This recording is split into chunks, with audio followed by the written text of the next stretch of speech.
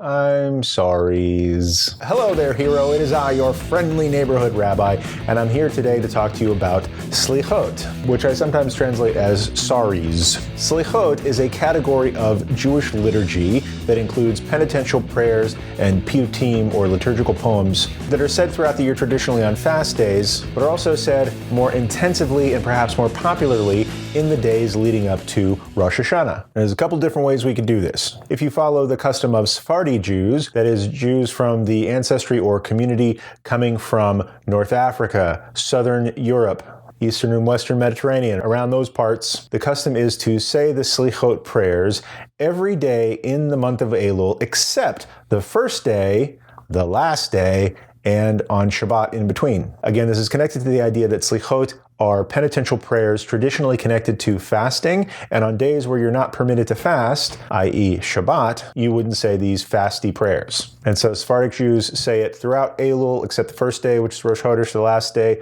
which is Erev Rosh Hashanah, and on Shabbat in between. Other days, they're said on a daily basis, and there's not much variation from day to day. It's pretty much the same prayers every day that you're saying them. If you are a part of an Ashkenazic community, that is, your ancestry or the ancestry of your community is largely from like Western and Eastern and Northern Europe, the custom is to begin saying the Selichot prayers on the Sunday, or technically the Saturday night, because all Jewish days in the Jewish calendar begin at nightfall. That Saturday night / Sunday immediately preceding Rosh Hashanah, unless Rosh Hashanah is so soon after that that you don't get 4 full days of Selichot. You need at least 4 of them. So if you don't have time that Saturday night right before Rosh Hashanah, it'll start the Saturday night before. That's what's happening this year. So 2 Saturday nights before Rosh Hashanah in Ashkenazi communities, start saying Selichot. And you could say them as a part of daily prayers, except on Shabbat and the day before Rosh Hashanah. Confused? It gets worse. Unlike Sephardi communities where Selichot is pretty much the same from day to day, in Ashkenazi communities, Selichot differ from one day to the next. And various synagogues or communities within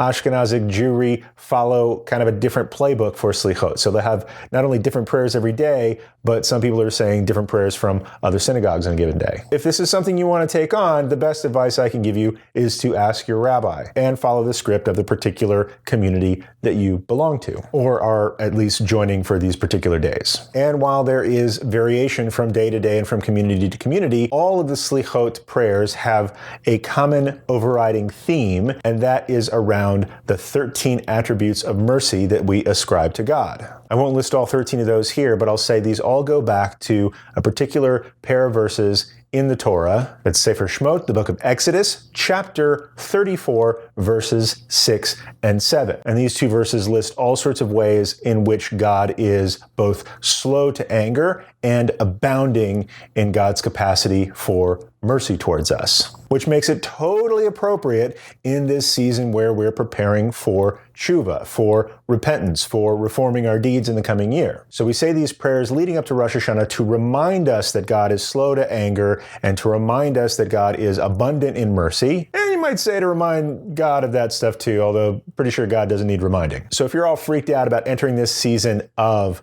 examining one's soul and one's deeds and asking for forgiveness and giving forgiveness and being judged by God, it's actually quite helpful to enter this space of penitential prayer in which we largely remind ourselves and one another that God has grace, God is forgiving. And while we all have to make up for the things that we do, we can always count on God to be forgiving in the accounting of those deeds. But the one last thing I want to do before we leave this video is take those verses and give you the context for them. At this particular point in the book of Exodus, we have just been given the 10 Commandments for the second time. That is, the actual physical tablets holding the 10 Commandments. Because you remember what happened the first time? Remember? Do you remember? The first time we get the 10 Commandments, God speaks the 10 Commandments or the 10 statements, and Moses goes up the mountain to write them down and bring them back to the people, and Moses is gone for a super long time. The people lose faith in Moses, and you might say lose faith in God, and start making an idol in the shape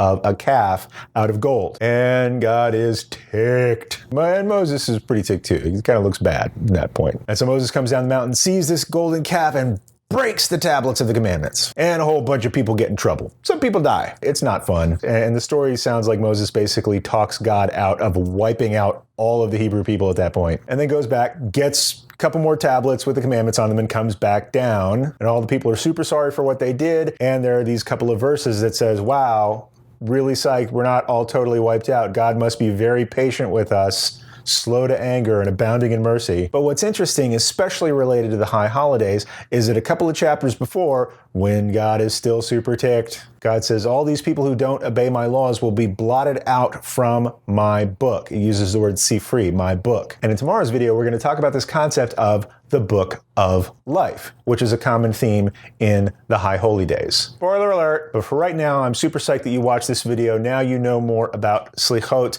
where they came from, how you might practice it in different communities depending on where you are, and why entering a state of penitential prayer rather than being just a total bummer can actually remind you of God's patience and mercy as we enter this season of repentance. So one last thing, if you just found this video by searching about Selichot and you're not hip to the 31-day challenge, this video is a part of a longer series that's designed to prepare you for the fall Jewish holidays that are coming up soon. And to make it fun, I'm issuing a 31-day challenge. Even in the midst of these 31 days, you can join the challenge, get your downloadable guide to the Jewish holidays for the rest of the year, get links to all the videos in this series, and have a chance to win your starter Jewish library. If you want to learn more about that, click on the first link in the show notes below, or on this handy dandy orange square that'll take you right to where you need to go. Thanks again for learning with me today. Really excited to see what we learn together in the future. And until next time, hero, peace. Remember.